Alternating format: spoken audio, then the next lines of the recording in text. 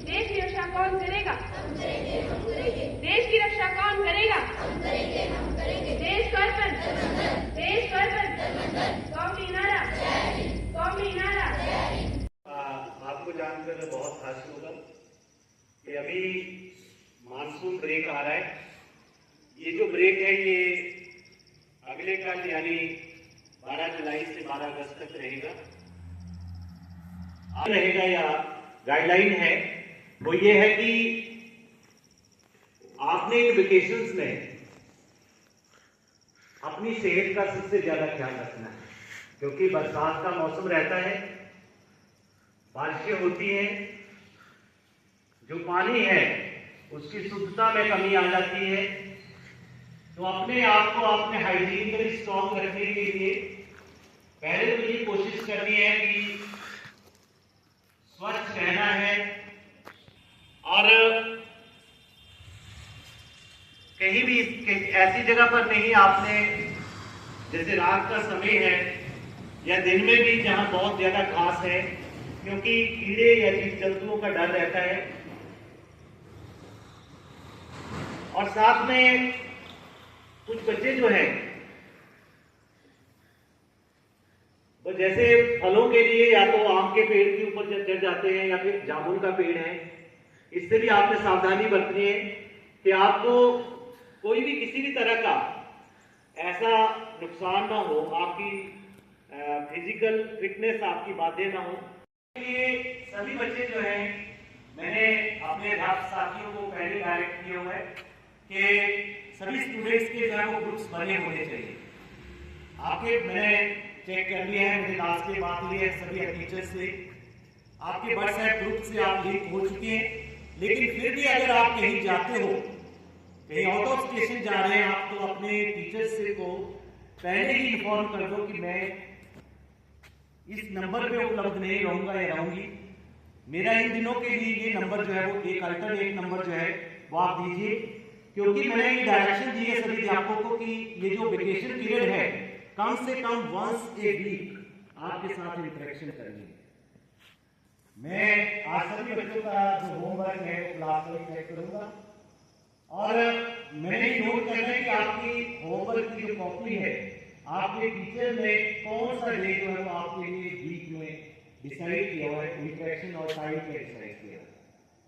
आपका जो टीचर का एक टाइम जो है वो वीक में 6th क्लास है, एसएसटी का पीरियड है होता है आपका, तो एसएसटी के टीचर जो है तो वो टाइम जो वो 1 से भी आपने बच्चे से इंटरेक्ट करना है, बच्चों से उनसे फीडबैक लेनी है और आप बच्चों की भी ड्यूटी बनती है कि आप उस टाइम के ऊपर जो है वो उपलब्ध होने चाहिए। मैं इसकी रिपोर्ट लूंगा और ये नोटिस करूंगा जो बच्चे अगर ऐसा नहीं, अगर आपकी तरफ से अगर कोई ऐसी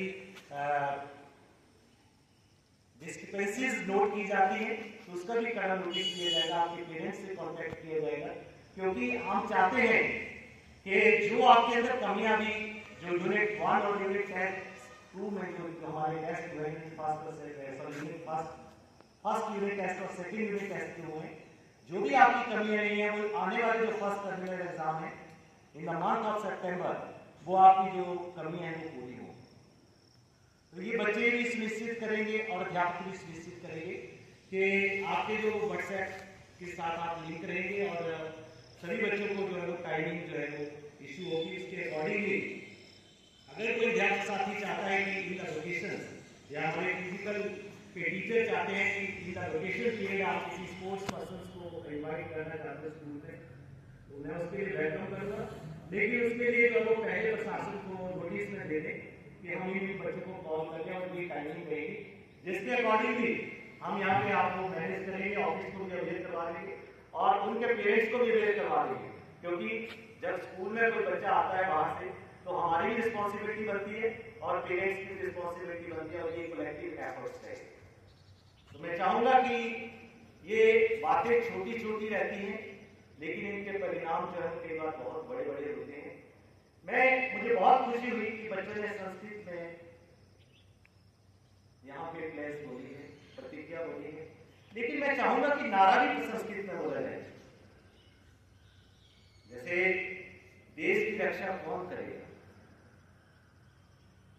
मैंने भी संस्कृत पढ़ा, आपको अगर मैं हो सकता है गलत भी बनाऊं, तो इसका जैसे ऐसे बनेगा देशम रक्षाम किम करोमि, ऐसे बनेगा। मैं इसमें हो सकता है थोड़ी सी करेक्शन करनी पड़ेगी।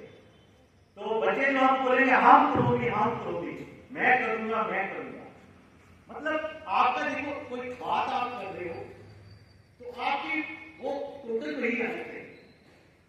किम करोगी, कौन करेगा, हम करोगी, हम मतलब मैं, हम आवाम में, हम करोगी। अगर आप सबकी बात करोगे वेद, मतलब ये है कि आपकी जो, मैं ये चाहता हूँ कि हमारी भाषा जो है उसके ऊपर एक संतुलन सा हो, एक अंकुश सा हो, हम बोले उस भाषा के ऊपर बोले। अगर मैं हिंदी में बात करूँ तो हिंदी में बात करूँ, मैं ये ना बोलूँ कि मेरे बीच में मतलब no doubt that doesn't matter at this point, at this time. आज के समय में ये चीजें मैटर नहीं करती है। जो आज से 10 साल पहले जब हम लोग पढ़े हैं, हम अध्यापकों के सामने अगर कोई हमारी बात होती थी, अगर हम लोग इंग्लिश में कोई टॉक है तो इंग्लिश में शब्दावली में कोई शब्द कहीं दूसरी भाषा से कहाँ आ रहा है, नहीं। लेकिन आज की डेट में एक नीड ऑफ द आवर हो गया है, चल पड़ता है और एक्सेप्ट करते हैं इसको in all the at all the levels और ऑल फ्रंट्स। तो इसके लिए मैं आपको ये चैलेंज नहीं कर रहा हूँ, आपको मैं ये नहीं करूंगा, लेकिन मैं चाहूंगा कि आप ये थोड़ी सी डेवलपमेंट जो है और आपकी असेंबली में आनी चाहिए, चाहे वो आपका नारा है। और बेटा बात ये है, अगर अंदर से जज्बा होगा, अंदर से आवाज आएगी, मैं ये कहूंगा कि आप देखिए ये मेरे सामने माइक रखा, मैं इसको बंद भी कर दूंगा। मेरी आवाज में अगर दम होगा तो आप तक आवाज आएगी, अगर दम नहीं होगा तो नहीं आएगी। माइक की जरूरत भी नहीं पड़ेगी, हमारी आवाज आपकी आवाज। अब मैं यहां से नारा लगाऊंगा, आपकी आवाज नहीं आ रही है, then what's the mean? It means that you have not so much from the inner core of your heart, you are devotee for this prayer, this assembly, या आप इसके लिए तैयार ही नहीं है, आपके साथ जबरदस्ती हो रही है और ये आपके अंदर नहीं होना चाहिए। मैं चाहता हूं कि जब आप असेंबली अटेंड करें, आपके बीच में एक जज्बा होना चाहिए, पांव आपका उठना चाहिए, उसकी आवाज जो है एक माइक की आवाज के साथ उतरनी चाहिए कि आपके सावधान हो रहा है, तो इसका एकदम एक साथ से बात ये होनी चाहिए। ऐसा नहीं है, आपका बहुत अच्छी असेंबली हो रही है, बहुत ही बढ़िया है, लेकिन मैं चाहूंगा कि हमारी जो ये असेंबली है, this is exemplary for the whole district, not for the whole district but for the whole state. I appreciate all the staff members for this whole assembly in such a good manner, and also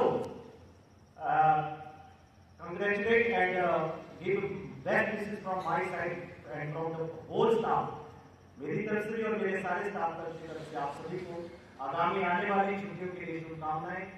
और मैं चाहूंगा कि अब जब आप आए तो ऐसे ही स्वस्थ आए और जो भी आपको होमवर्क मिला है उसको करके आए। इन्हीं शब्दों के साथ धन्यवाद, जय हिंद, जय भारत।